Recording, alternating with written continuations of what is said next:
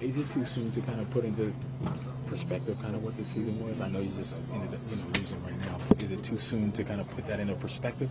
Yeah, definitely. We didn't have any plans, so obviously losing this game, we felt really confident coming in.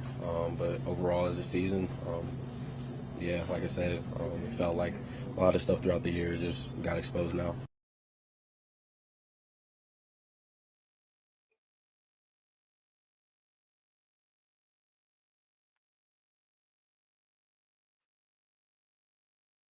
I'm still not over the loss.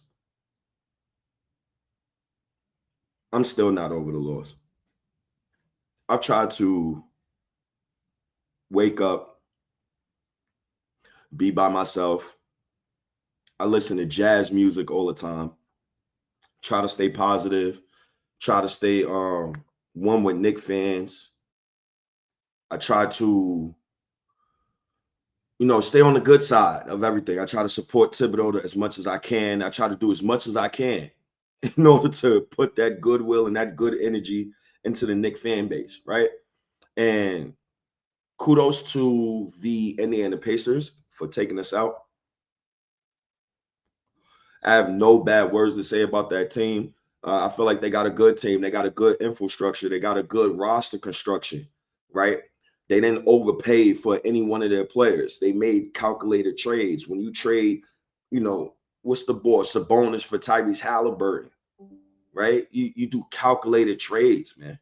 You go get Nemhard off the humble. You go trade with the Boston Celtics for Aaron Nesmith. You go do all of these things to build your championship contender. You beat the first overall seed in the playoffs. And you ain't just beat them, you smoked them. You smoked them. You ain't just beat them, you smoked them. Smoked them out the gym.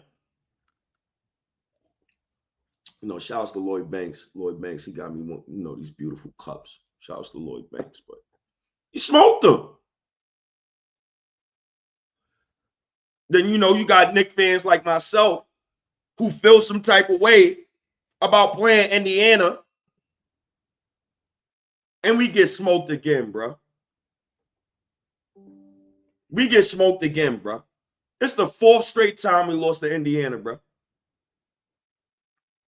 But before I even get to the things that I didn't like about, the playoffs and things that blew mine, let's get to the positive stuff first, because I feel like the positive stuff needs to be highlighted. For example, Jalen Brunson, you're 6'1", 6'1" JB. Love Jalen Brunson. And when it comes to Jalen Brunson, and this playoff specifically, he's averaging 29.4 points per game, shooting 46.1% from the field, 35.8% from three. He also averaged 7 assists. He also averaged 3.4 rebounds. That's stuff that you like from Jalen Brunson, right? He's putting up historic stats.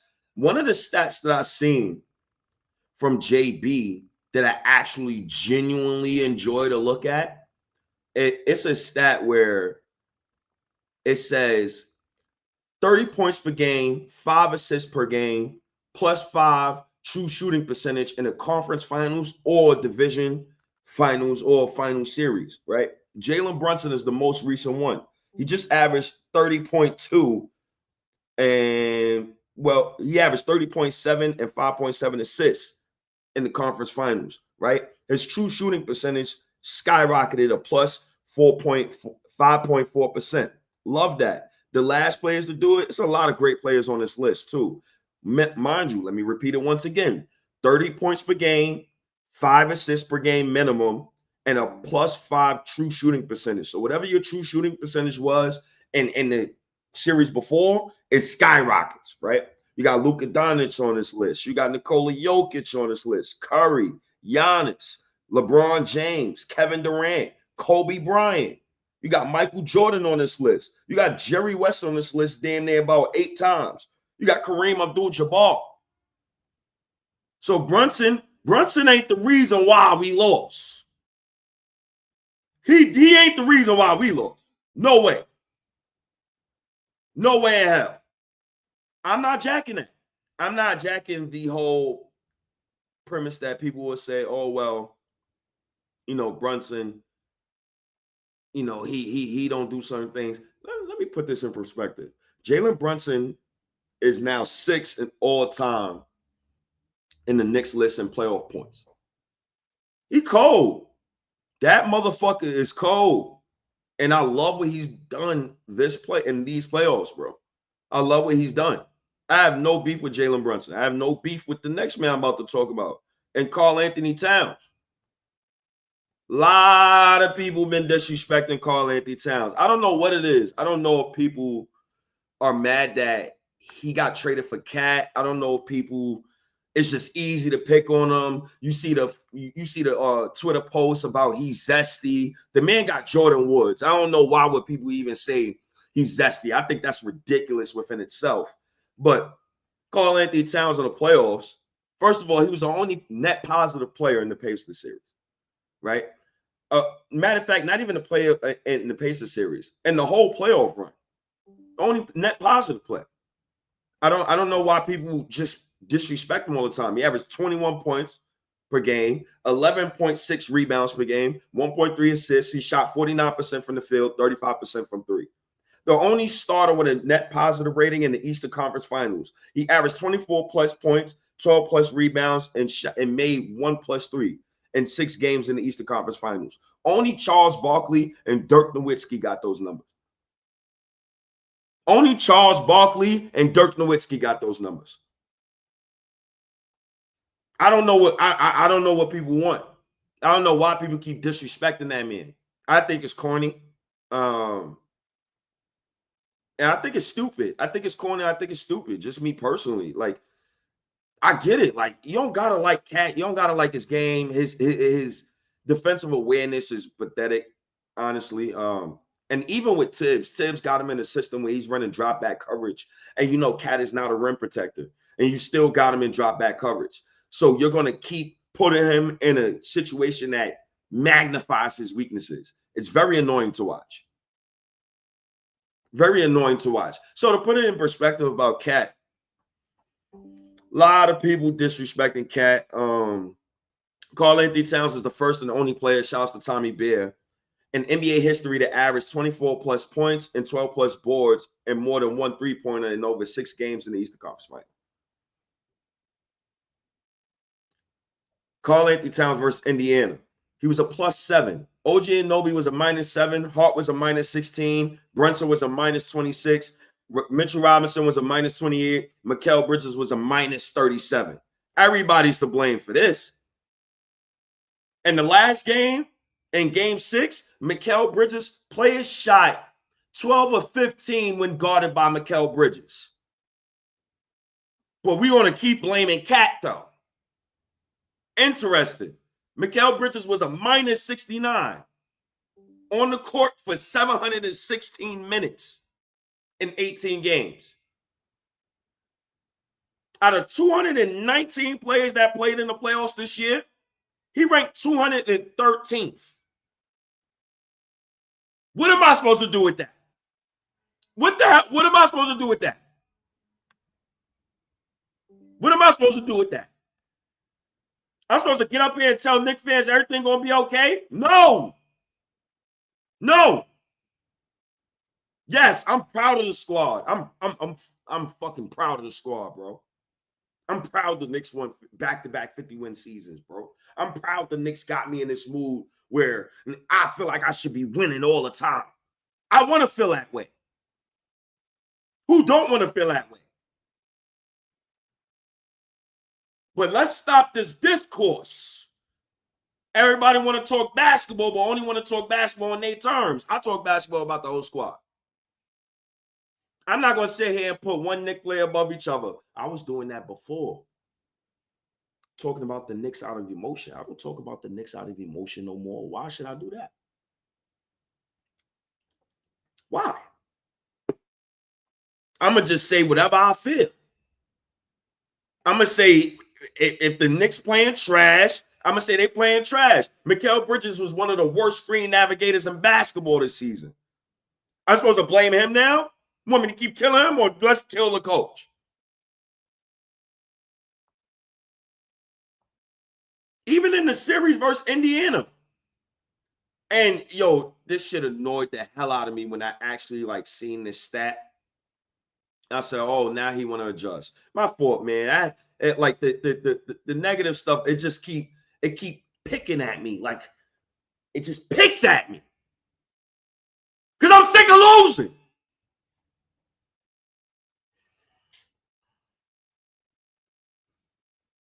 I'm so fucking tired of losing Indiana, bro. I'm so tired of losing Indiana, bro.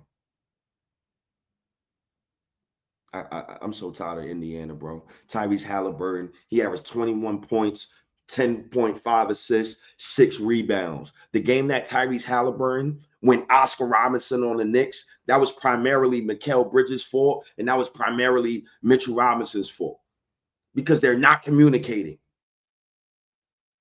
Cat allowed 2 assists, and he allowed 1 basket from Halliburton that game. The rest of that game, that was their fault.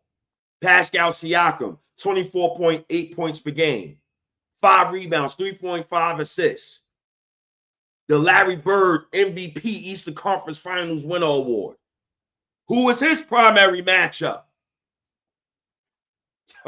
Like, this shit bothers me losing to Indiana, man. It bothers me, man. Because it bothers me even during Thomas Thibodeau's tenure here. You was the 4th seed. You lost to the Hawks. You was the 5th seed. You lost to an 8th seed. You was the 2nd seed. You lost to the Pacers. You was a 3rd seed. You lost to the Pacers. When will it stop? When will it stop?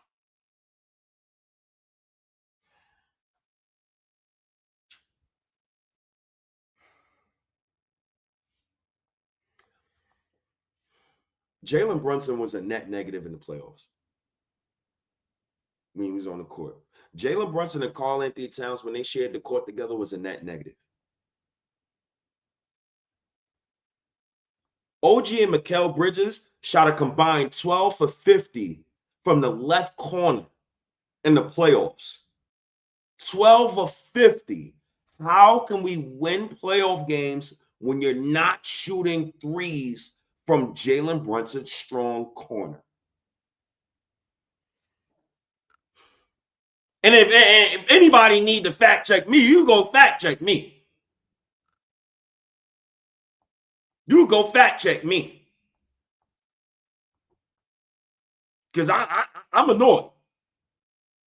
I'm annoyed at the fact that Andrew Nembhard, I told you, motherfucker, I told you about Andrew Nembhard.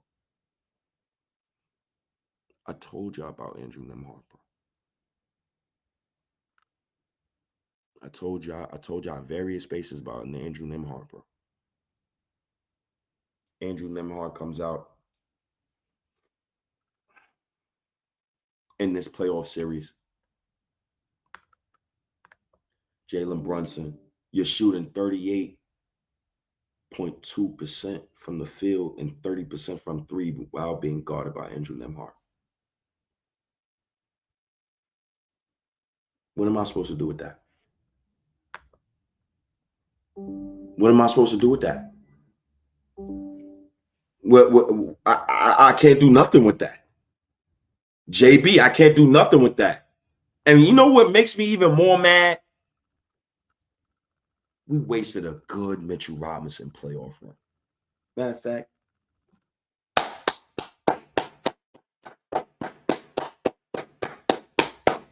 shout out to my boy Mitch, man. I apologize. I'm going to publicly say it here because I defended you from Eru. Defended you for years. I said, yo, he got to get paid. I don't care about none of this other garbage. Eru, you talking about this Jonas, all of this. He needs to get paid, brother. And I fought for you. But this season, specifically, I wasn't interested in waiting. Not for you. Because I want to win now. But management said, yo, you know what? The hell what you talking about, State? We're going to keep Mitch, and you going to see. Just wait. Just give it some time, baby. Just give us some time. That's all they said. Give us some time. They gave us some time. They gave us some time. Extra chances. This is by Sports Radar. Right? Shout outs to Mitchell Robinson and Sports Radar. Right? Second chance points in a playoff run. Ben Wallace is first. Ben Wallace, 2003 Detroit Pistons. Shout outs to Ben Wallace, baby. And I'm going to get right to the comments right after this. Right? Ben Wallace, he had 86 offensive rebounds. He had 42 steals. He had 50. He caused 56 misses. And he also caused 15 turnovers. That's 57 extra chances. Mitchell Robinson, this particular playoff run, and it's funny. The player right behind Mitchell Robinson is Tyson Chandler. That kudos to Mitch. Mitchell Robinson had 67 offensive rebounds, 17 steals, and caused 20 misses and caused 13 turnovers. That accounted for 51 extra chances with the Rock. Second in NBA history. Mitchell Robinson was great. Mitchell Robinson also, I think he averages the most offensive rebounds per 100 possessions in NBA history. Some crazy stat. Like, his impact on the Knicks is undeniable. I love what he's done. I love the fact that the Mitchell Robinson and Karl-Anthony Towns pairing is also a net positive, and it was a net positive in the playoffs. They have to continue to run that lineup, including going into next season, depending on how this offseason goes. And I'm going to give y'all my little all-season list. I still got to write a nice Substack letter showing love to the Knicks players and love to the organization upon this season, because I am, saluting those guys. But let me get to these comments. Here we got my guy, Tato. Tato, we not trading everybody, bro. We not trading everybody. Tato, you got to relax, bro. It's okay, bro. It's okay. You got to relax, Tato. You got to relax, bro. KD to New York already. Very interesting. It's a convo that I'm willing to have. I'm willing to have any type of convo where you're going to give me. So the Knicks right now, what they actually need, for me personally, is you need a wing who could play make and a wing who could get their own shot. Shout outs to Paperman. Shout outs to Mikal Bridges. But yeah. I'm very interested in Kevin Durant, but we'll get to that in a few. Shout outs to Armani. I'm so mad we lost. Armani, I'm mad too, bro. I'm mad, man. Let me take it, man. I'm mad too, bro. I'm mad we lost, bro. But, we still Knicks fans at the end of the day. We still breathing, right? We still going to try to be positive about the squad. We still going to try to be positive about the team. But I do have some concerns, right? Shout outs to Pop Barlow. JB and Cat don't have the two-man game. They don't make each other better on the court. I agree to disagree. So I agree that, like, they don't make each other better. That's one thing I can admit. It just feels like they're like a part of a band, and they need another bandmate to bring those two together specifically. And I'm gonna get to that. I'm gonna get into that a little later. But they're net positive during the regular season. They was a net positive, right? The playoffs where teams magnify and they got a chance to like scout you every game, I guess it's different. But there was a net positive in the regular season. Nobody was talking about this in the regular season, bro. That was not a regular convo at all. At all. So me personally, I don't want to make it a regular convo now. I don't think it needs to be a regular convo now, personally. I think that's just a narrative that's out there on Knicks Twitter. Knicks have no offensive or defensive creativity. I agree to disagree with that as well. because there's games where it did look good. Like game 3 versus Detroit when Karl-Anthony Towns, Jalen Brunson, Mikal Bridges, OG Anunoby all scored 20+ points. It looks good when it looks good. When it's ugly, it's really ugly. Like there's no in between with these dudes. And that's why I wanted a coaching change this summer. Because I can't, we'll get into that later, but I can't buy into another summer of Thibodeau. I'm sorry. I'm good. In fact, I haven't beat the Pacers since 1999 when y'all made a championship. Yo, it's tough, bro. It's tough, bro. We lost 4 straight playoff series. 4 straight to the goddamn Boston, to the goddamn Indiana Pacers. I'm sick of it, honestly. And if anybody want to join, I just put the StreamYard link inside of the chat so anybody could join. Shouts to everybody who's in here right now, all 317 of y'all. Appreciate y'all in here right now. Let's continue on with the comments. Cat got to take the dirt route, because he can't play defense. And if Cat isn't impactful on offense, then he's useless. It depends. You know, it depends. Mike, what's up, Mike? Run it back. We made the Eastern Conference Finals first year with Cat and Mikal. I agree to disagree. I don't like the makeup of this group. I don't like the makeup of this group at all, me personally. And to be real honest with you, I'm not going to sit here and say, you know, I kind of knew like Mikal was going. I kind of like I had over expectations for Mikal Bridges. I did. But when you give up the amount of assets you do for that type of guy, you gotta come on now. You know what I'm saying? Shouts to Mitchell Robinson. Just going back to Mitchell Robinson real quick. Now that I'm looking at this, first healthy playoff run in a couple of years. Love it, by the way. All time in offensive rebounding percentage, he's first at 21%. Offensive rebounds per game, tied with Charles Barkley, ahead of Shaq, Rodman, and Oakley. OG Anunobi, 40+ threes, 35+ steals, 20+ blocks. Only LeBron James in 2017 has done that, according to Tommy Beers. Shouts to OG Anunobi. Right? Love that. Love that from OG Anunobi. You know, would I run it back? No, I would not run it back. I'm going out and I'm going to look for a ball handler. That is the one thing the Knicks need. They need another ball handler, and they need it bad. I'm not going into another playoff run where I'm looking at OG Anunoby dribble off his knees. I'm looking at Mikal Bridges with that weak-ass mid-range jumper. I'm looking at Jalen Brunson out there dying. I'm looking at Karl-Anthony Towns doing these stupid drives where he just don't look at nobody else but the rim. I'm done with that. I need somebody to put all of them in their place. I need somebody to put all of them in their place. Well, like, and Pop, I hear you. I hear you, baby. I hear you. But I can't hear you on that. Fire Tibbs, he costed us the game.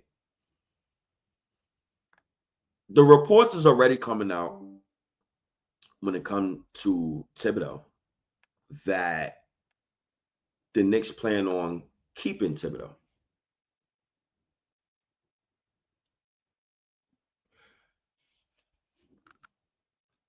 I don't think that's a good idea. I don't personally think that's a good idea at all. You know, I personally don't, you know, think that's a good idea. We don't care about none of that. Knicks choked away a finals appearance. You're damn right. You're damn right. You're damn right. They did. They damn right. But you know, I'm not gonna live my whole summer like that, feeling down about it. It is the first time they made the Eastern Conference Finals in 25 years, bro. Well, yeah, 25 years. You can't just poo-poo everything just because you want to poo-poo everything. Like, You can't just do that, bro. No way. I would never try to even sell at the Knicks fans. Like you fans who hate certain players on the team, like I'm a Knicks fan at the end of the day. And the start and with that said, being a Knicks fan, Thibodeau is the reason why the roster look like this. He's the exact reason why. I don't even know why this is even a conversation when it comes to Knicks fans and certain things about the squad. Thibodeau signs off on everything. I already got that confirmed from Ian Bagley that Thibodeau is the guy who signs off. The buck stops with him. It immediately stops with him. It stops with nobody else. So he's the first person to blame. Leon Rose, I felt like Leon Rose did his best to try and put the best available roster around for Thibodeau. Just for him. Thibodeau failed, and the Knicks players failed. I'm proud of the season, but the season is a failure. Period. Period. And when you get to this point, this almighty point of getting into the playoffs, and I gotta look at, matter of fact, let me add that back to the screen. Let me add that back to the screen. I gotta look at this picture all summer. I gotta look at the picture all summer. Ain't no way in hell I want to see this same team come back. I couldn't run it back. I couldn't look at this team with the respect that I should. That shit is crazy to me.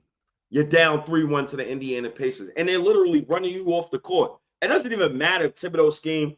Like, look, Karl Anthony Towns, I could care less if somebody brings it to me like, yo, State, he's still in that system. He's still got to run this.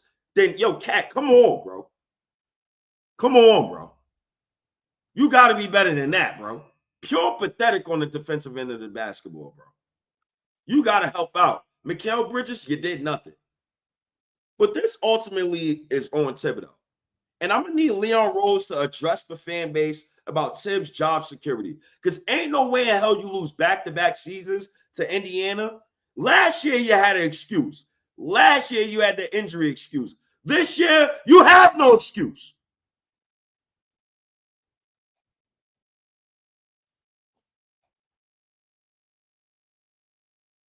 And I don't want my team to be complacent. Jalen Brunson, I love you, bro. All that, do you believe in Tibbs to get you to? Yo, he hasn't done it in 5 years. I got to watch the 6th year of this nonsense. The 6th year of ISOs. The 6th year of him not playing his bench. The 6th year of him lying to the media. The 6th year. I'm done, bro. Leon, fire that man, bro. Bring him upstairs. I'm good. I'm good. There's nothing to buy into anymore. Tibbs said, yo, the Knicks going to have a big offseason. How? I can't even trust you to play young guys. It's no way you playing Cameron Payne and all of those guys. Other teams is playing young players. You can at least try Tyler Kolek because you need some playmaking. You can't try Pacome Daddier because he's the only other 6'8" wing on your roster. You kept the same starting lineup in knowing there was a net negative. I think there was like a -9 or something like that. And you kept them in for most of the playoffs. That's on coaching. That's not on Leon Rose. I don't want to watch another season of that. That's annoying to watch. It's annoying to watch how friends in a fan base don't be friends no more because of the coach and his coaching practices. I can't buy into that no more. I'm sorry. Leon Rose, Tibbs gave us all he can, bro. All he can. Love Thibodeau, walking Hall of Famer. Walking Hall of Famer. If he left the NBA today, he's making the Hall of Fame, bro. That is a fact. That is a fact. And if you're a bench guy, why would you come to the Knicks and not play? Fuck out of here with that. No way. No way. No way. No way on God's green earth is that going down, bro. It's no way on God's green earth, bro. There's no way, bro. Even if I'm a bench player, I'm not doing that, bro. No, I'm not. No.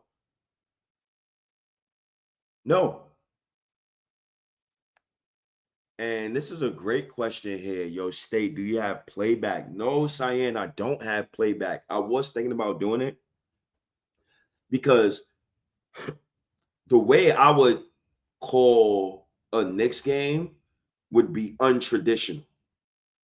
So, like, the whole, Jalen Brunson, he's walking up. He's about to do a pick and roll. Oh, Jalen Brunson, he passed the ball. Oh, he's in the deep corner. They running a flare screen. That's boring to me. That's boring. I'm trying to be like Hannibal up there. Shouts to Hannibal. He always come to the family liquor store, Fred Wines and Liquor. Make sure you go get your liquor. Fred Wines and Liquor, 55 Malcolm X Boulevard, straight Harlem. I'm trying to call a game like Hannibal and Voice of Harlem, AG. Brunson. He's walking up. What you gonna do about it? Like, I'm trying to do that. Can I find the time to do playback? Yes, I can. But I already do like the Twitter post games all the time. Like, I got that on Smash. Like, if you go to Knicks Twitter, like that's like I'm the big kahuna when it comes to that. Every single time it's like 1K listen minimum, like every single time. Shouts to Knicks fans. I love Knicks fans. I stay consistent with that because of y'all. I love what y'all do for my life and for my health. So appreciate you, Knicks fans, that always show up, man. Show love. Yo, State is James. I don't know if James Dolan gonna step in. But I do. What I do know is that I don't want to watch a third year of this. I can't buy into it. I'm not buying into a regular season game when it comes to Thibodeau anymore. If y'all thought last season was championship and bust, because I thought last season was championship and bust regardless, because I'm about to break it down to Knicks fans how we got to this point. And the reason why it's championship or bust all the way. And it will not be anything other than championship and bust. So when it comes to the New York Knicks, and when it comes to next season, I had people tell me for years, literally tell me for years, and let me make sure I make this really big on the screen. I had people tell me for years that, oh, you got to wait for a championship contender. Oh, you got to wait for this. Oh, you got to wait for that. Cool, I have no problem with that. I have no problem with a Knicks fan saying you got to wait for it. Cool, no problem. But when you get from point A to point E gotta win, gotta be in a championship. It gotta be in a championship. I don't even want to talk on Twitter Spaces because dudes gonna fight me all day. Oh, you got narratives, this, that, and the third. Y'all could go F yourselves. I started Twitter Space probably later on in the summer with my nephew, and he want gummy worms or something, and I'm watching Sonic with him. So let's go back to 2020. Mike Miller, you are heard. I didn't forget about Mike Miller. Matter of fact, let me remove the screen real quick. I never forgot about Mike Miller. Mike Miller played Alfred Payton and Mo Harkless after the All-Star break. The Knicks won 4 extra meaningless games. And what does that co-inspire to? The Knicks drafted Obi Toppin, and you don't trade Julius Randle. Thibodeau plays Obi Toppin. He plays him under damn near 12 minutes a game. He's 22 years old. And you don't trade Randle, so you don't find combinations and try to figure them out. He's been doing this for years. Not trying to figure out his bench early. I don't want to go through another season of that. He did it with Randall and Obi. So Tim's come in. We got COVID hit. RP to everybody passed away of COVID. We had COVID hit. And instead of doing the logical thing that NBA teams do, when you do have 2 first-round picks, he don't want to tank. He want to win every game. No problem. They trade for Derrick Rose when the Knicks, I believe, was 2 to 3 games under 500. The Knicks go on a run. Julius Randle plays like the Black Larry Bird. Shouts to Big Dog Juju, stamping his NBA career.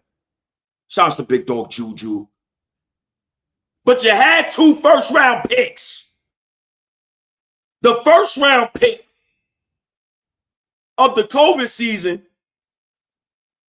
and Cade just kicked your ass for 26, 8-8. I know Detroit lost,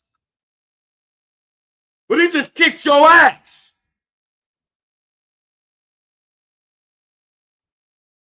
And you come out COVID and you just don't do anything right during the offseason. You lose to the Hawks.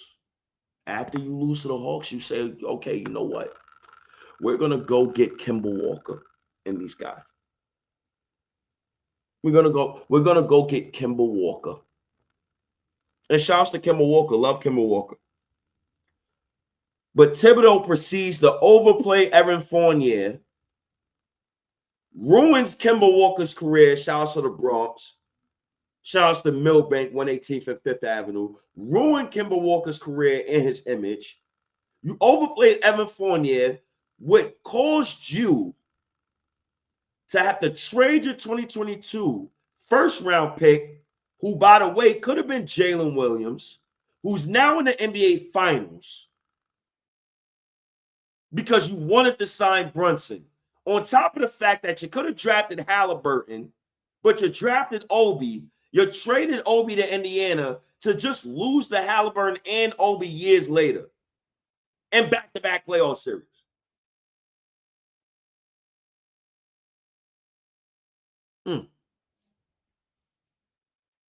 Then the Knicks, due to Thibodeau playing R.J. Barrett like he P.J. Tucker and quickly like he's some bum who's a net positive with Jalen Brunson on the court. Mind you, I have no issue with Jalen Brunson. Love Brunson. Love the signing. But you could have had Halliburton and Brunson, but that's a story for another day. You trade RJ and quickly years later because during 2022 and 2023 and 2024, it's like RJ just cannot get right, mad, inefficient, get his shit punched at the basket. Nobody got time for that. No patience. So we lose, and we was in Ghana, right? And this is years later. So mind you, Jalen Williams is in the finals. You already traded out of the first round. You come into the next season, Julius Randle literally collapsed. Gives the fans thumbs down, tell fans F them, go to hell. RJ Barrett just trying to will his way. Mad inefficient. You don't draft Jalen Williams. You're coming to the very next season. You got Jalen Brunson. Shouts to JB. And then Jalen Brunson, we get to the playoffs. Right? Then game 6 happened. Mind you, even before, even before game 6, it's like Randall just being hurt, like he was hurt the whole season. Like he was hurt, bro. Mitchell Robinson was hurt. Everybody was hurt. Isaiah Hartenstein, man. No, that was the year after. Like, I'm so fucked up. Like, the losses is just, they messing me up. They messing me up. The Miami series, RJ go 1 for 10. Oh, my God. But anyways, moving it along. We lose to Miami. Okay, cool, no problem. You signed Dante DiVincenzo, Big Pazza. Shout out to Big Pazza. Shout out to my guy, Big Pazza. You kill Quentin Grimes' value. You kill RJ value. You kill everybody's value. You're killing everybody's value. You trade RJ and quickly for OG Anunoby. OG Anunoby is formerly dubbed as Paper Man because he got hurt, comes back. Then in the playoffs versus Indiana, he gets hurt again. So now he's Paper Man. And we lose again. And you traded all the kids, right? But then this particular summer, you trade 5 first-round picks for Mikal Bridges, and then you trade Julius Randle and Dante for Karl Anthony Towns. Let me say this to Knick fans. 5 picks for Mikal Bridges, that's one of the worst trades I've ever seen. It's one of the worst trades I've ever seen. That trade is so horrible. It's so horrible. First of all, 5 picks for one player. It's the most for a non-all-star in NBA history. 1. 2, anytime a player has been traded for more than 3 first-round picks, every single time that player has been an all-star.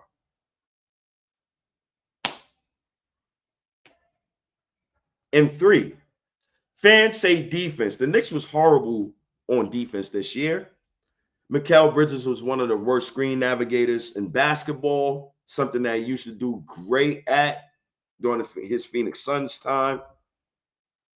And he averaged under 20 points per game. That is pathetic. That is awful.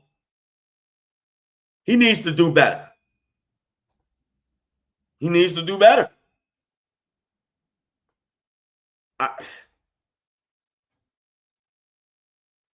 I don't know. I don't know. And right now, like the off season is looming. And we got a strong off season coming up. The one thing that bothers me about this off season is, we got a little bit of cap space to wiggle with. We don't have a first round pick this summer, but we do have a plan. Also, like Thibodeau just being the coach, I don't know if he's going to play young players. Like, that's the one thing that bothers me the most. And also, going into next season, Thibodeau has to play 10. Enough with this 7-8 man rotate. That's done. That's done. It's not going to get you far. The teams that's in the NBA Finals is teams that's running 10-man rotations, bro. They're running 10 men, bro. You can't be the relic of the past no more. You cannot be. You also need to run way more pick and roll. Your offense needs to be way better. So if you're going to keep Tibbs, go hire a Mike D'Antoni or somebody. If you're not going to keep, just send him upstairs. Just send him upstairs. I'm good. I'm good on Tibbs. Send that young man upstairs, man.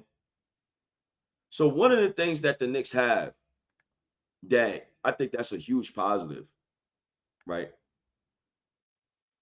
is we got 11 players under contract next season. I think that's one of the biggest positives about this. Like, we don't have no overly contracts that's like stupid.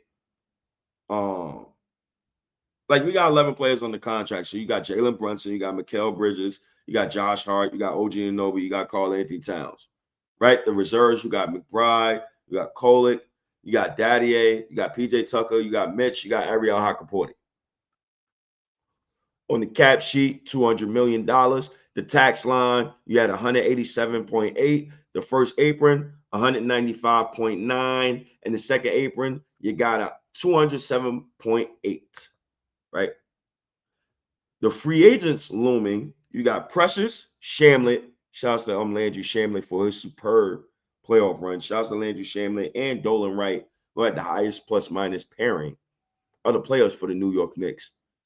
You got PJ Tucker. I'm pretty sure PJ Tucker and Ariel Hakaporti will be back. Kevin McCullough, I'm pretty sure he will be back as well. So I'm not worried about that. So what the Knicks is looking at right now, we got the tax MLE. which is $5.7 million. We got a vet minimum, and we also have a second round pick, right? 50th in this year's NBA draft. I think that's important to note that, although people like myself is mad with the squad, you still have 11 players under contract. So right now you got continuity going for you. And continuity is the best, right? Continuity is the best because when you have continuity, players know each other, they know their mannerisms, they know where they want to be on the basketball court, and you want to make sure that, players play for each other. I think continuity is best. So I just wanted to show Knicks fans real quick this little list that I put up just for free agency and trade targets that I specifically want this summer. And I'm definitely going to write a Substack about it. And let me put this back up on the screen for you guys. Shout out to the 447 Knicks fans that's in here, and fans in general. So, guys, I'm targeting this summer. I see Jalen Green. And every single person I got on my list, let me be clear. Every single person that I have on this list, I did multiple trades for them. I made sure that the new CBA is taken well care of in this segment.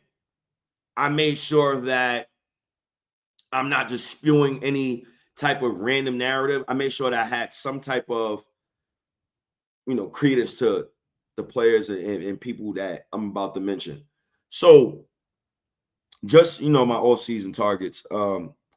Via trade, Jalen Green. Why am I targeting Jalen Green? Jalen Green and Alfred Sengun, I believe, was a net negative 1 and 2. The shot creation. It's the shot creation for me. And if the Rockets, if they still love a guy like Mikal Bridges, I would try to do something around those parameters or something like that, because I wouldn't want to trade OG Anunoby. I feel like OG Anunoby would be the better fit if you had a backcourt of Jalen Green and Jalen Brunson. But it's just the shot creation and the playmaking in the playoffs, bro. You need that outside of Jalen Brunson from another wing. Plus, he's young, and his play style is kind of different from the other guys. I think you kind of need that kind of energy with the New York Knicks. Love his season this past season. Felt like he should have been an all-star. Felt like, the Rockets deserve 2 all-stars. Love what Ime Udoka is doing over there. And the premise of the Rockets taking a guy like Mikal Bridges, they coveted him before. How much are they going to lean into the Alfred Sengun centric offense? Also, Amen Thompson. I believe that Amen Thompson would take another leap. And how much of the basketball do you want to give Amen Thompson to as opposed to Jalen Green, right? They still got Fred VanVleet. They got Reed Shepherd waiting in the wings. So I think that's something that the Rockets would look at if they would entertain anything. I think a Jalen Green and Brunson backcourt would, oof. That's some firepower right there, baby. That's a firepower right there. The next person, LaMelo Ball. And once again, the only reason why I bring up Jalen Green is because his play style, I love the fit with Brunson. We need somebody who wants the basketball in their hands. I'm trying to put OG Anunoby in his proper place. I'm trying to not look at OG Anunoby no more and say, I need you to score 20. I don't want to look at him in that light anymore. I also need another guy to put Karl-Anthony Towns in his place. And he's also a guy who I believe could run some pick and roll. If we got a new coach, I believe that new coach would put him in some pick and roll. I would love to see him screening for Jalen Brunson. I think he would be a dynamic player rolling to the rim, and he'll boom it on you if possible. And he adds some athleticism. We have no above the rim players on the New York Knicks right now in the starting 5. So my next guy, LaMelo Ball, the playmaking. Once again, the playmaking. The LaMelo Ball and Brunson backcourt. The reason why, the only reason why from a Hornets standpoint, they would even entertain a trade with the Knicks I'm not going to say the players' names that I would give up. It's not Brunson, because the idea would be to pair Jalen Brunson with LaMelo Ball in the backcourt. I think that would be, oh my God. Because when I looked at the playoffs and I'm looking at Indiana and the way they were stifling Brunson, they wasn't really stifling him. He still averaged 30 plus points, but the way he was getting his points was so hard. And the Knicks lost, by the way. So I think, it's kind of useless to bring it up, but just the way Indiana was guarding Brunson, I felt like we did not have enough playmaking and enough shot creation, right? And I feel like a guy like LaMelo Ball, who's averaged 25 and 7, if you put him in the backcourt with Jalen Brunson, it will put Jalen Brunson in his proper place. It will also help Jalen Brunson throughout the playoffs, right? He will not get worn down. You will not be able to pick up Jalen Brunson a 3/4 court. You will not be able to pick up Jalen Brunson at the 3-point line, because once Jalen Brunson, he dump it off to LaMelo Ball, beep, bop, boop, beep, bop, beep, and he beep, bop, boop, then it's like beep, bop, beep. You know what I'm saying? It's no way you could guard that, right? Defensively, it gives me cause to pause. Right. In that deal, you're either going to keep OG, you're either going to keep Mikal. So whichever player that you keep in that deal, you make sure, hey, mother effer, you need to pick it up. The reason why the Hornets would do this deal, though, they want to change their culture. This is about, for them, right? Because I believe in the draft, what the Hornets will do, I believe they're going to try to make a move. And I think they're going to pick another guard. And I think when they pick another guard, that's the signal that, okay, we're going to build with Brandon Miller. We're going to build with this guard. We're going to keep moving forward. Let's try to get off LaMelo Ball's contract, right? Because they are a small market team. And also, who can we bring in to try to help change the culture, right? You got a bunch of young players. There's a bunch of young knuckleheads over there. And, I shall not name the players again right now, but I think if you could pair him with Brunson, switch up the defensive scheme, you still got OG, preferably OG, because OG is a monster on defense. I will admit that. Preferably him, but I think he would set everybody else in their place, and he would make them better.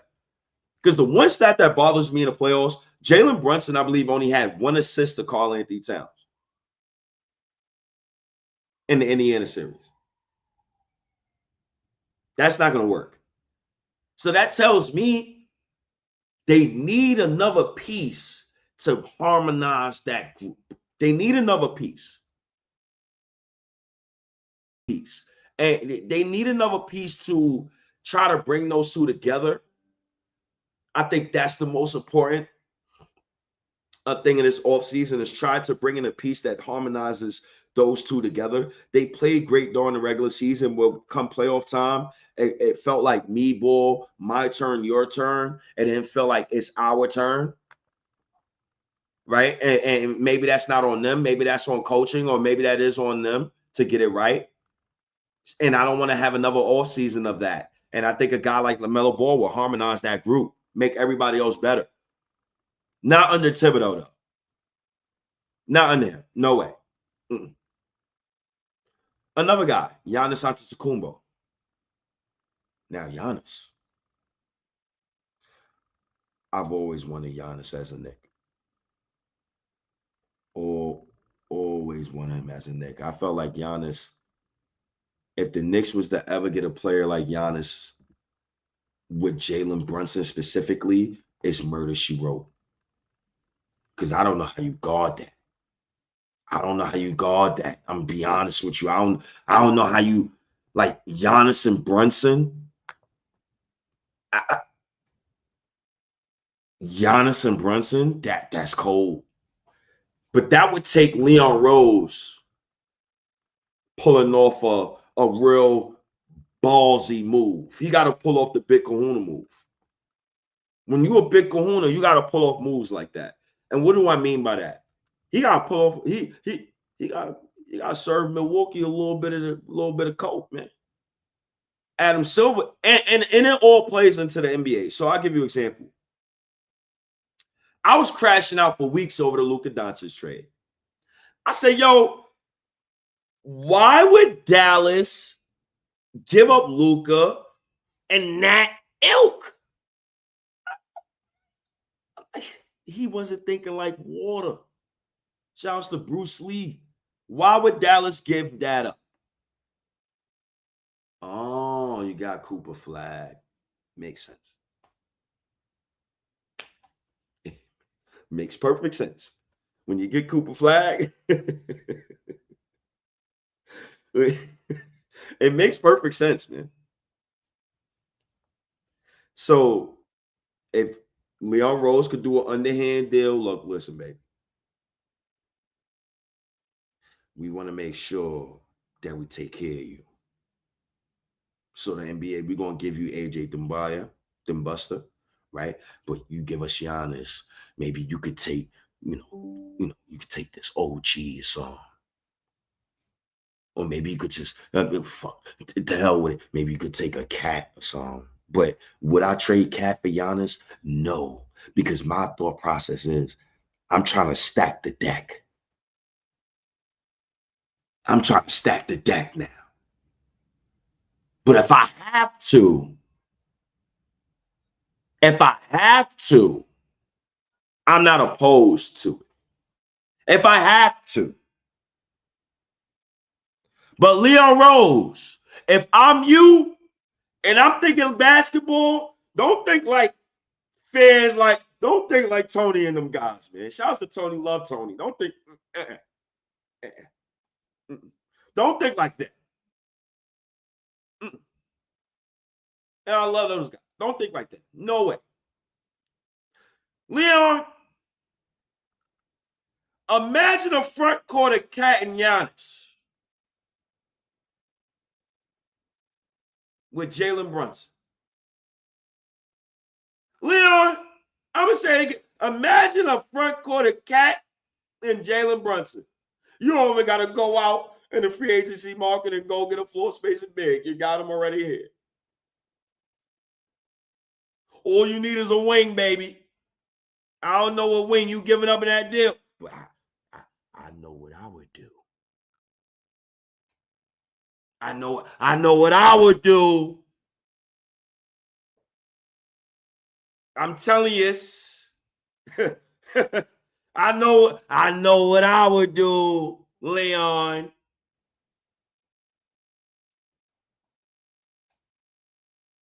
Because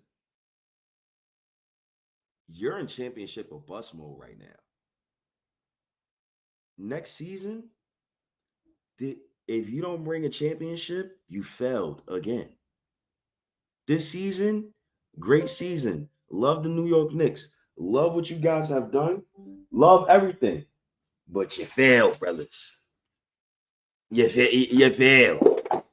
Love what you've done. I have no problem with what the New York Knicks have done this year. And I could woefully admit that the New York Knicks, as I plug the goddamn laptop in, I could woefully admit that the New York Knicks, successful season. It was great. It was kudos to them. But you didn't reach your goal. The Knicks fans that say this their first season together, bullshit. Thibodeau been here for 5 years. The Knicks fans that say this season wasn't championship or bust, bullshit. You traded 8 first-round picks to put this roster together. You gave OG Anunoby $212 million. And to give him $212 million, and I'm still watching playoff series where NBA players is busting the Knicks' ass, Cade Cunningham, Jaylen Brown, Jason Tatum. Go look at their stats. I already brought up Pascal Siakam and Tyrese Halliburton stats. They stopped nobody. So that can't be the argument neither. And you need somebody who's going to want to get in the paint. If Cat, dumbass, don't want to get in the paint, go get me a Giannis so he could go consistently drive to the rim like a madman. And last but not least, Kevin Durant.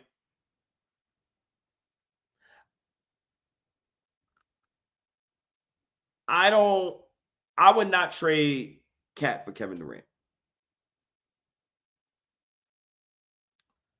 With that said,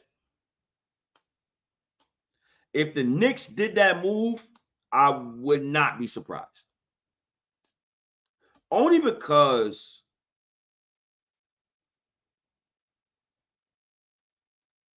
if you have a starting five, so I'm going to ring off all the starting fives for the 4 players that I got, right?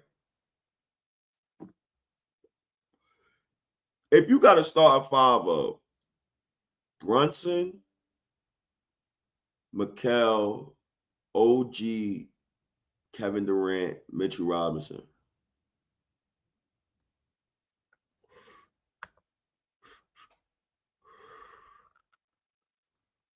Brunson, Mikal, OG, Kevin Durant, Mitchell Robinson. That's cold. That's cold. I ain't gonna lie. That's cold. That's cold as hell. That's cold as shit. That's cold. Another starting five. I like that starting five I just named. Karl Anthony Towns, Giannis, Mikal. Damn, you're gonna need a shooter. You're gonna need a shooter. That's the only way that's gonna work. Because I'm not pairing Giannis and Mitchell Robinson in the front court. That's not basketball to me. That's not basketball to me. I wouldn't even I wouldn't even try to sell that to Knicks fans. That's not basketball to me. Hell no. Ew. That's a nasty front court.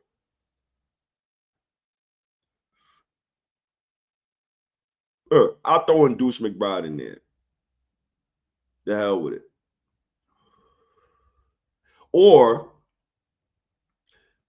you can have Cat, Giannis, and let's say they go the free agency route, and you throw the MLE at a guy like Kelly Oubre, and you got Mikal, and you got Jalen Brunson. I could rock with that. Because Mikal, he can space the floor. He could be the floor spacer. You just would have to hope that Kelly Oubre could just hit his jumper. I think that's what that comes down to. You would have to hope that he can hit his jumper. That's a cool little lineup. That's a cool little lineup. Got some defense there. You got some offense. You got the downhill scorer. You got a little bit of athleticism there. I like it. Jalen Brunson, Jalen Green, OG Anunoby. That's the tough part. Who's the 4? Karl Anthony Towns, Mitchell Robinson. I like that starting lineup. That's a healthy Mitch. I like that starting lineup. That's a cool starting lineup because I'm not worried about Mitchell Robinson actually having to score the basketball in that lineup. In my opinion. So I'm just giving you starting fives that I see with those 4 with those 3 guys. LaMelo Ball, Brunson, OG Anunoby. You would still have to go get a 4.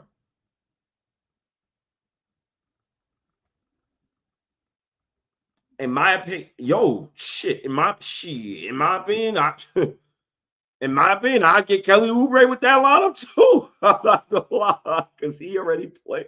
Unless you want to go, no, I would not start Josh Hart.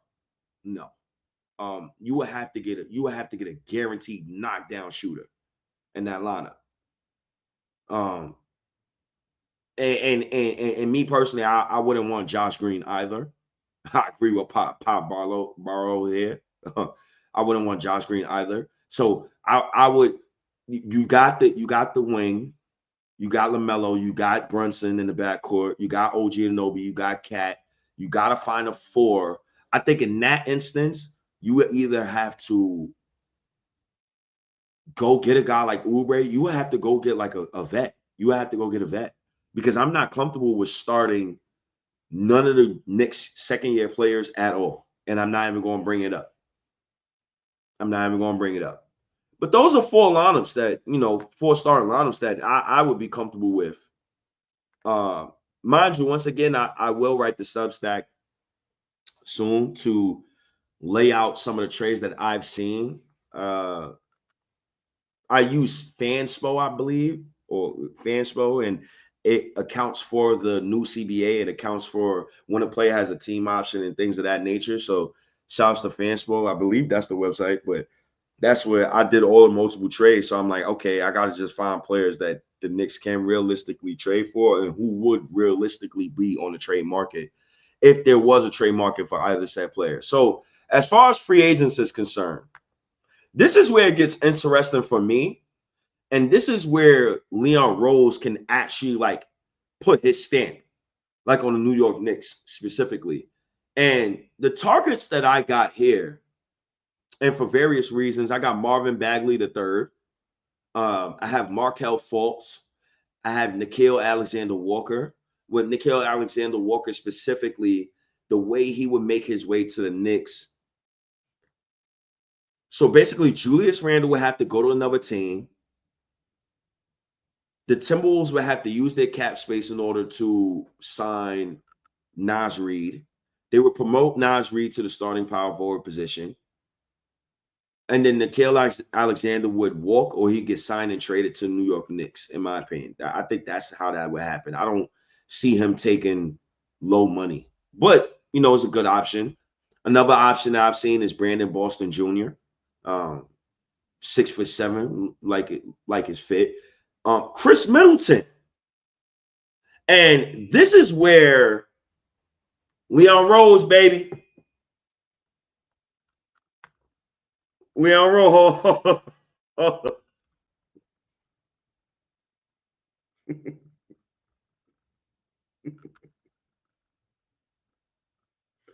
Yo, the Knicks got a chance to, if Leon Rose was that smooth, and this is me throwing hypotheticals out there, you could trade for Giannis and just hypothetically speaking, say to Chris Middleton, hey, can you take a vet minimum on the MLE?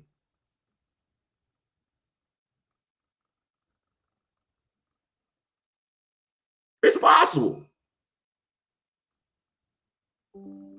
It's possible. I like that idea.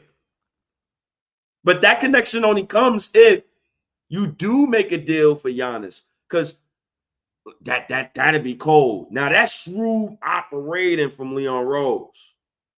Shrewd operating, right? Because Chris Middleton, he's an older vet. It's kind of tough and Kevin Durant, he has a 55 cap hit next season. So, that's a lot of money to trade for. That's a lot of money to trade for. As far as Giannis is concerned, you could get Giannis. Then you could go get a guy like Chris Middleton. You don't got to overly depend on Middleton anymore. I know he's been hurt, but the Knicks got the best medical staff in the NBA. Shout outs to Casey Smith. Wrote a Substack article about him. The Substack joint is right down there. It's right down there. But Ian, you right.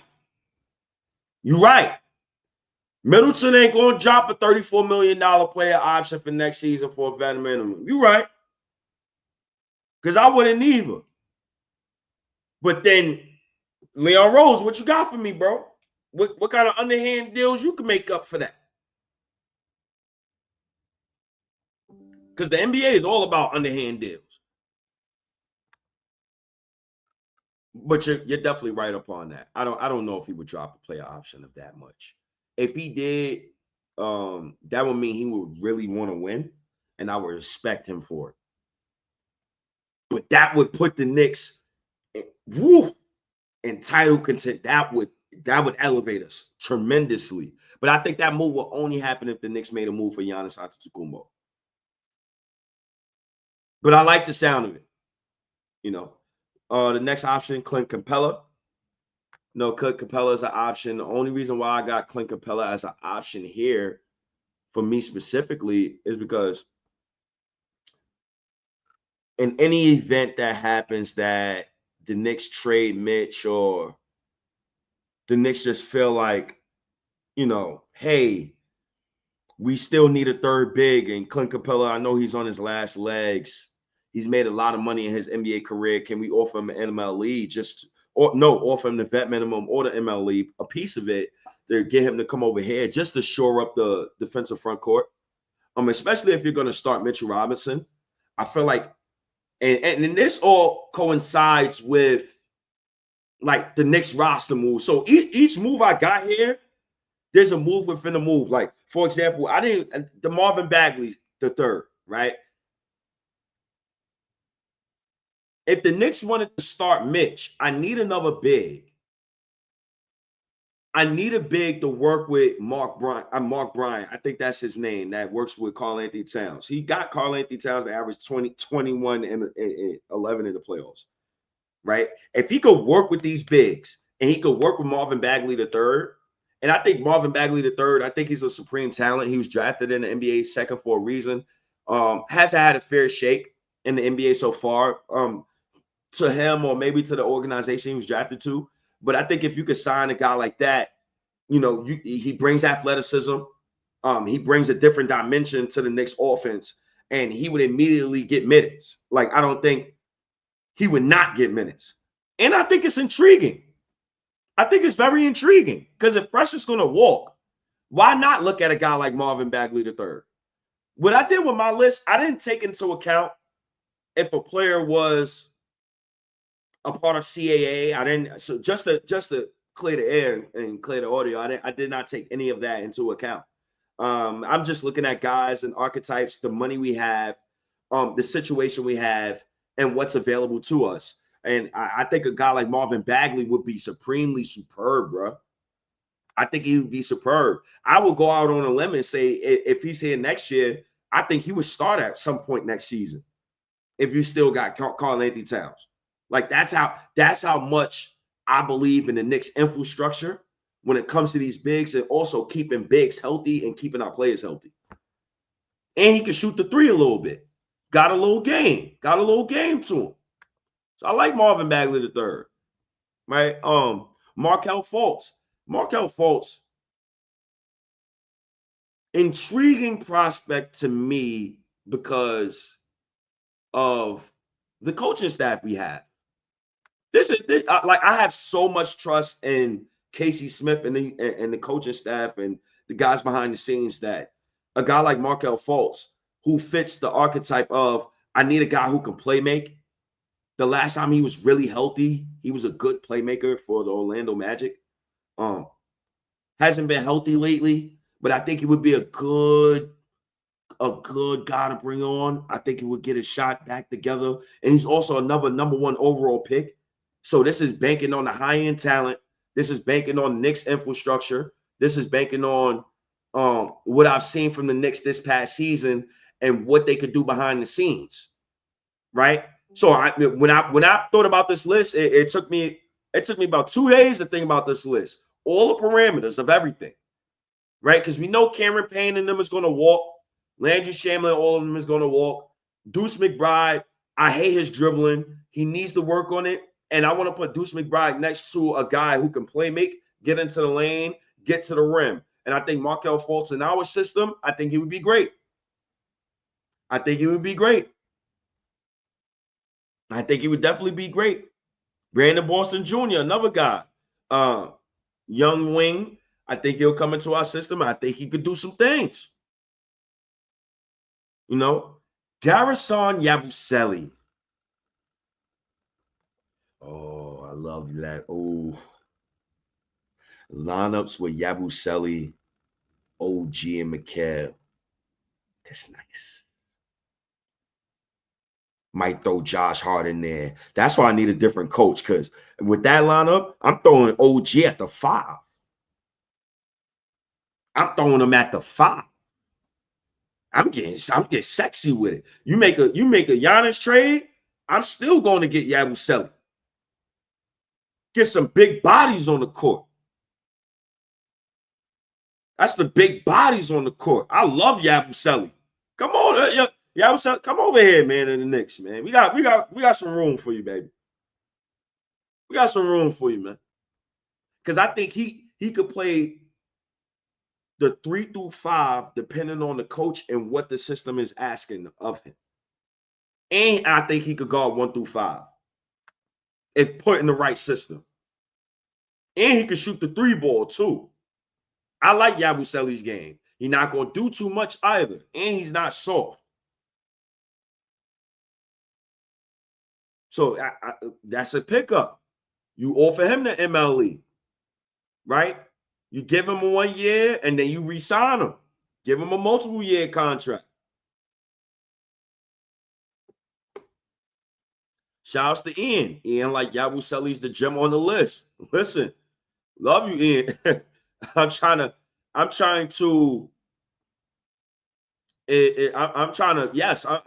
move forward, right?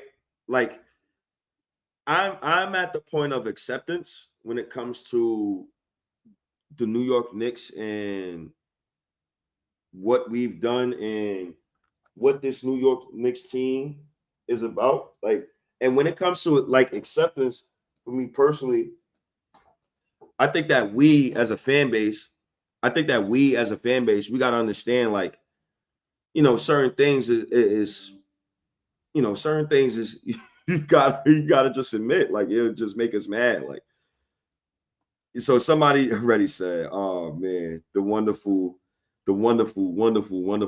Kevin Knox.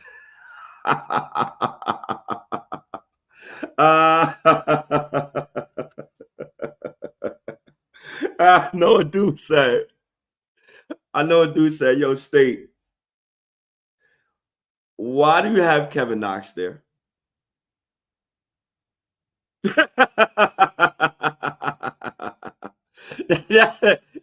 Yo, Ian, don't kill me for that, baby. Ian,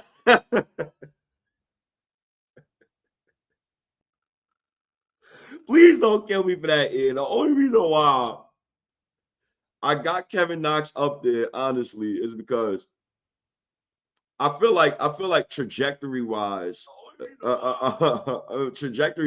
I just feel like he's a player who can help us. He's already been in the system before.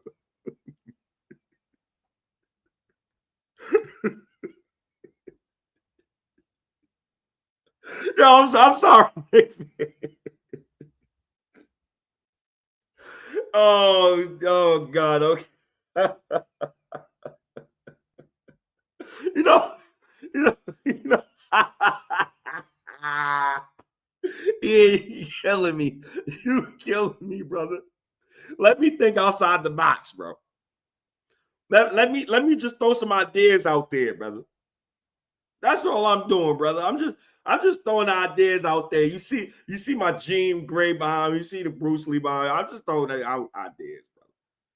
That's all I'm doing, brother. Right? So Ben Simmons. Let me get to Ben Simmons when I do, but another tall Wayne. Shouts to Kevin Knox. The next person on the list is Chris Paul. Chris Paul specifically is for Deuce McBride. Nobody else. It's for Deuce McBride. Deuce McBride, his playmaking is left to be desired. And I don't want to go into another season where I'm watching him only stand at the 3-point line and try to shoot threes. I would prefer for him to just be the off-ball guard. And a guy like Chris Paul would actually help Deuce McBride and others. And if you're going to, let's say in the hypothetical sense, if you're going to promote one of your young players, your second-year player, and Pacome Daddier or Kevin McCullough or any one of those guys, or multiple young players, right? Let's say we go into the next season, we run it back. I'm hoping, I want the coach fired, but whatever. Let's say next season they run it back, right? And you got multiple young wings. I don't want to have to overly depend on those multiple young wings and Deuce McBride. So bringing in a guy like Chris Paul on the vet minimum, who's age, and maybe he can help the Knicks win a championship, who could also help Jalen Brunson see the floor, I think that would be great. I think we will also get guys in tune, like guys will be involved. I would not have to worry about guys not getting the rock. I will also not have to worry about guys not getting alley-oops. I think he would affect the Knicks overall in the passing game, and get these guys to just share the ball more. I also think he could be a connector to guys like Giannis and Cat and these other guys. Like, regardless of who we trade for this offseason, because I believe, and my hot take is the Knicks will make a trade for a guy. They're going to make a trade. I'm not believing one of those reports, not one bit. Not after that embarrassing loss to Indiana. They will make a trade. And I believe when you do make that trade, I think you still have to go after a guy like Chris Paul. I think you still have to go after him, regardless of what people say. And the only reason why I don't have players, it's certain players missing from this list, like a guy like Austin Reeves, who I cursed out Jay Nicky for. Like, I don't want no goddamn role players. I only want stars. The reason why I left out a guy like Austin Reeves is because I abide my life by the new CBA. And if you abide your life by the new CBA, you will understand that a guy like Austin Reeves can only come to the Knicks if the Knicks trade a guy like Mitchell Robinson. Am I trading Mitchell Robinson for Austin Reeves? You can go fuck yourself. Excuse my language. No, not after what I just seen in the playoffs. Now, before the playoffs, we could talk. After the playoffs, no way in hell. No way. So that's why on my list specifically, I made sure I did not include players who made 10 to 13 million. I made sure I did that.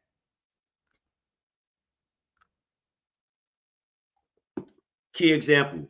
You notice you didn't see Herb Jones on this list. You notice you didn't see, what's the other ball? Herb Jones. I can't even think of the other ball name. But you notice you didn't see none of the New Orleans players up there. And the reason why you didn't, I think it's Trey Jones or whatever. You didn't see those guys up there because one makes 25 million and the other makes 13 million. I'm not willing to trade Mitchell Robinson for that guy. No. I'm sorry. Herb Jones and Trey Murphy III. Yes, thank you. Appreciate it. This is why you got to chat. This is why you got to always pay attention to the chat. You got to always love you, baby. Appreciate you, King. With that said, guy like Herb Jones, Trey Murphy III, those guys specifically, one makes 13 million, the other makes 25 million, right? The money don't work. The money don't work. Like it don't work. I don't know. It don't work. I'm not willing to trade Mitchell Robinson for one of them. I'm not willing to trade Josh Hart and two young guys for one of them. I'm not willing to do any of that. No, I'm sorry. So, like, that's why I skipped over those two. That's specifically why. The money don't work. New CBA rules. Now, one of the guys I really do love on this list, and it's crazy. Both of them play for Philadelphia, bro. Both of them. Yo, listen, man. Listen, man. Oubre. Yabusele. It's your boy State, man. Y'all both got wing rotational spots right now. And I think one of y'all would start next season for the New York Knicks. Who I would start? Kelly Oubre. Would I start Yabusele? Yes, I would. But it's two roster spots for you dudes right now. Right now. And I love both of them. I love the spunk. I love Oubre attitude. Oubre, F you, F you, F you, F you, F you, F you. That's the attitude I need on the Knicks. That's the goddamn attitude I need, baby.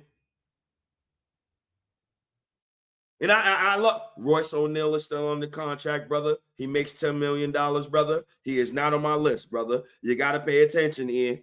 I covered all parameters, brother. I covered all parameters of the narratives.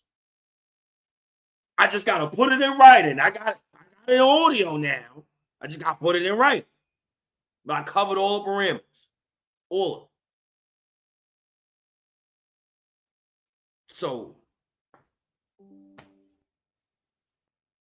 Oubre, that's in the event that, Oubre, he he would likely want to leave the Philadelphia 76ers, but I think Oubre would start on the Knicks next season. I would bring Josh Hart off the bench. Another thing too with Oubre, even if you make a trade for a guy like Giannis Antetokounmpo, Oubre will be a guy I would target because we would take care of him after next season. We would take care of him. Yo, I would love a player like Kelly Oubre, bro. Now I'm looking at this list, man. It's a couple of players. Ooh, I would love a couple of players on this list on the New York Knicks. Just give me two of them. Just give me two of them. I would love Oubre and Yabusele, though. That would be a hell of a haul. If you just talking about running back parameters, we just running it back. That would be a hell of a haul, bro. I'm not gonna hold you up, bro.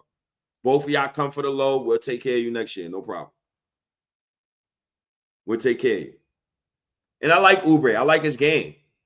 Still got a little bit of athleticism to him, and he got that gunner's mentality. I like that. Next person on my list.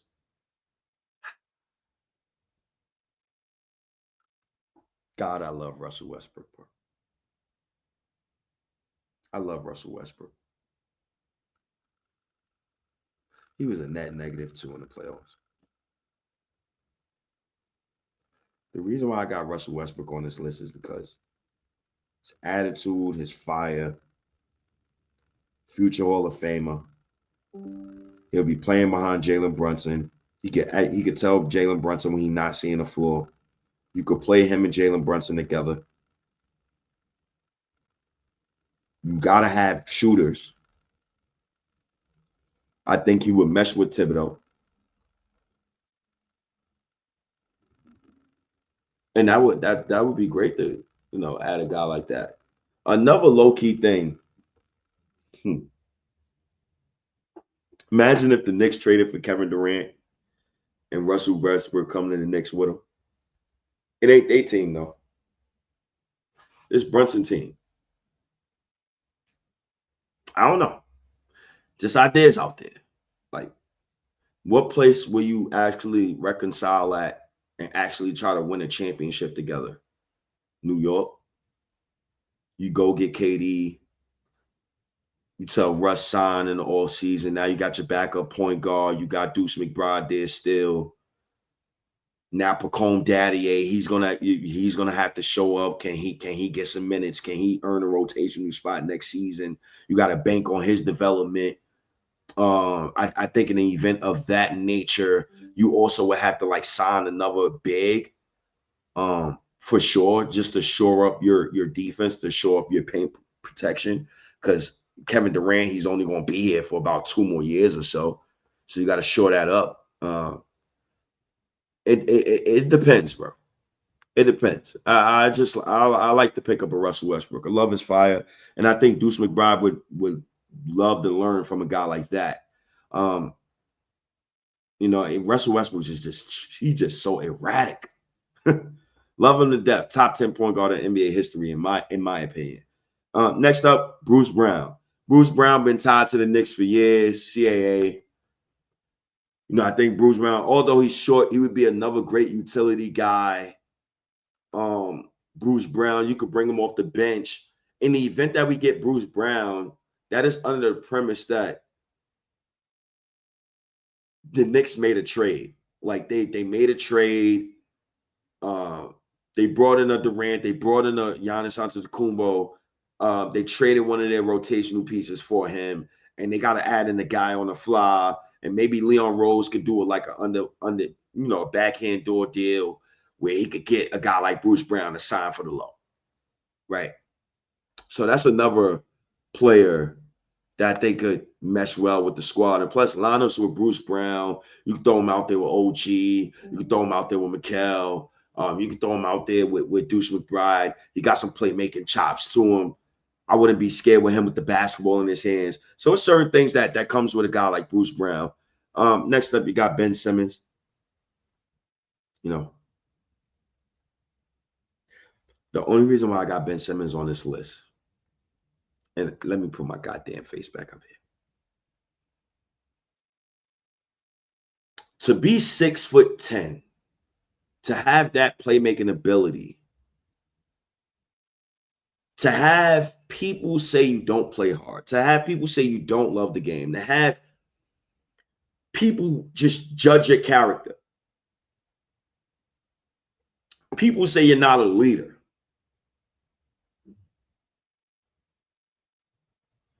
You're a free agent now.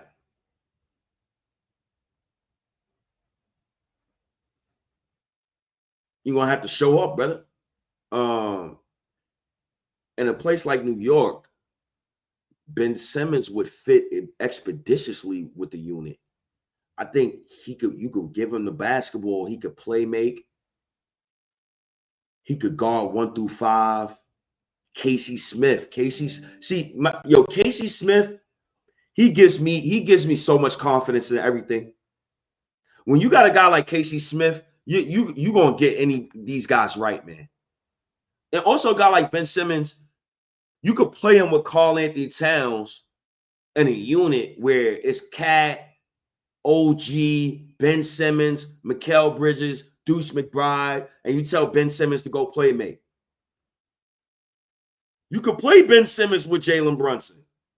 Tell Jalen Brunson, yo, go spot her real quick. Yo, let's see if Big Dog can get downhill. Yo, Cat, go spot her real quick. Let's see if Big Dog can get downhill. Can he recapture that fire? Can he stick it to Philadelphia? Can Leon Rose get him in a room? Yo, we got some playmaking duties for you expeditiously ASAP. Because Mikal don't want to do it. OG don't want to do it. By the way, you will have 3 All-NBA defenders in your lineup, in your rotation now.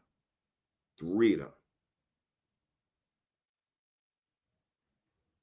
I like the fit.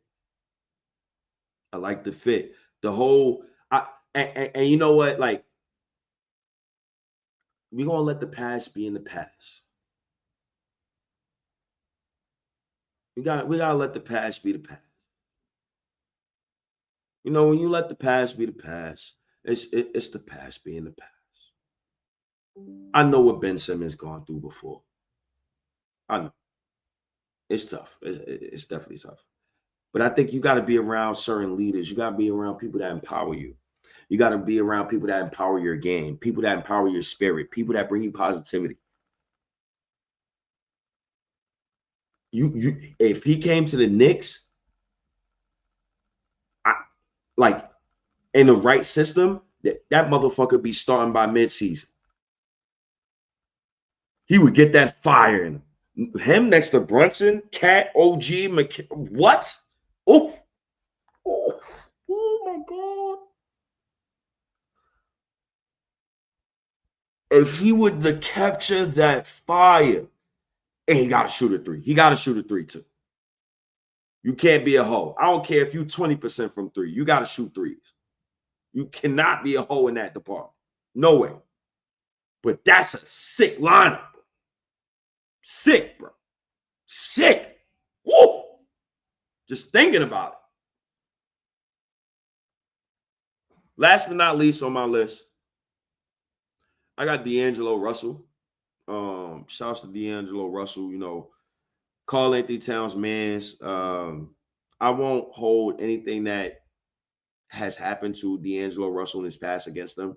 I think that wouldn't be fair to him. As a man, I think D'Angelo Russell's a guy who, you know, everybody makes mistakes. I think everybody, when it comes to, you know, those type of things, I think he was just a little kid, man. He just didn't know what he was doing. The whole thing with, you know, what's this guy name? Nick Young. I think that still haunts him. I think that still bothers him.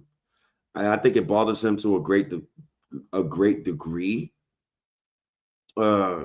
Shouts to D'Angelo. I won't hold that against him. You know, I think he could be better as a man. All men, you supposed to be better. I think all of us learn from our mistakes. I think when it comes to a guy like D'Lo, specifically, right? He could play on ball. He could play off ball. He could play mid post. He could play, small forward a little bit, depending on what's the other guys you got on the lineup, right? Let's say if you want to run a small lineup, right? And in this small lineup, you want to run D'Lo, you want to run Jalen Brunson, you want to run Karl-Anthony Towns, OG Cat. I like that. I like that. I like that lineup. That's a cool looking lineup. It's a cool looking lineup. I like it. I'm not mad at it. But D'Lo is a great option. I think D'Lo is an option where you can actually like play him on ball, off ball, bring him off the bench. He could be an instant six man, right? But even with D'Lo, I would really still try to bring in a guy like Ben Simmons, bro. Like, it's multiple players on this list.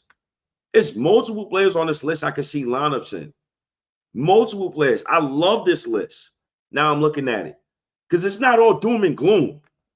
It's not all doom and gloom. People like, yo, you stay yours, nigga. Stay yours, nigga. Yeah, bro. Yes, I feel like, in my opinion, in my mind, I feel like the season was a failure, but in my heart, I feel like the season was a success. I'm not going to sit here and just kill and depress myself about it. Nah, man, you always got to move forward, man. You got to figure out how you're going to get this right. But I definitely want Tibbs fired. I want him gone. I'm not doing another season of Thibodeau. That's my last words to y'all. I'm not doing another season of Thibodeau. No way, Jose. Not doing the same dumbass arguments. Not doing none of that. I swear to God, I'm not. Swear to God, I'm not. Salute to you, brother. Salute to you, brother. Salute to all you family. Salute to everybody, man. We had 667 Knicks fans in here. I appreciate all of you guys. Yeah, Tibbs got to go. I'm done with Tibbs, bro. I want him fired. Or put him upstairs and bring me a younger coach like Johnny Bryan or something. But that's a convo for another day. I definitely get into my coaching wants. If the Knicks do choose to go the other route, I will write that article this week. I will put that out this week. I'm also going to put out the top 10 best college basketball players of all time. I'm definitely going to put that out within the next 2 weeks. I'm also going to put out another State of New York Knicks article about Azuma Nelson, famous boxer from Ghana, Accra, Ghana. So definitely look out for that. I got a lot of things to look forward to. A couple of T-shirts I got new on the website, and me and my guy Mike, we're going to work on. But shout out to all you Knicks fans, man. I really appreciate you guys rocking with me today. Just wanted to share my thoughts on the season. Kudos to the Knicks players once again for, having another season. Kudos to everything that the Knicks done this season. But, when you don't win a championship after you've done all of this, nah, homie. You failed. You failed, bro. You failed, bro. But then on the other hand, nah, you had a successful season. This is the first Eastern Conference Finals trip you've had in 25 years. You can't poo-poo that. Regardless of what you gave up, you can't poo-poo that. So it's however somebody feels, right? But always remember, look at both sides of the coin. When you look at both sides of the coin, it's easier for you to understand everything. Shouts to all you Knicks fans, man. Appreciate you guys. Look, man, my own little state in New York Knicks. right, and everything, man. Make sure you go follow the merch.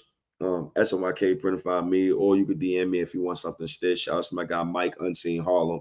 Shout out to the family liquor store, Fred Wines and Liquor. Make sure you go get your liquor, 55 Malcolm X Boulevard. Shout out to all the Knicks fans that go to my Substacks. Just go to Substack, SNYK Podcast, or State of New York Knicks Podcast. You'll definitely find me. Shout out to the Knicks fans that comment on my Reddit posts. Reddit posts be bumping over there, man. And I ask questions about RPG games and stuff like that. I don't just have it on Reddit. So, I don't just have Knicks talk on Reddit specifically. Reddit is very fun. It's good to interact with people, especially, random people you don't know. I think Reddit is super fun. So shout outs to Reddit, man. And shout outs to all you Knicks fans once again for tuning in, man. Make sure you go add me on Twitter, Be More Like State. I'm out of here, man. Peace and blessings to all of you guys. I hope you guys have a safe week. I'll probably see you guys later on this week. We'll definitely talk again soon. Peace.